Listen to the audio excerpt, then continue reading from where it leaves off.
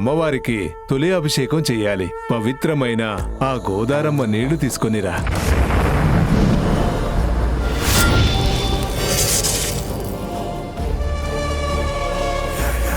అమ్మోరు ముఖ్యరా.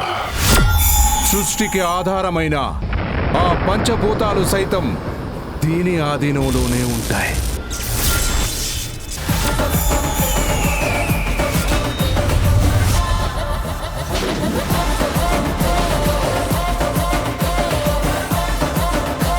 పార్వతీపురం వస్తున్నా. నా నుండి మిమ్మల్ని ఏ దేవుడు కాపాడతాడో చూస్తాను.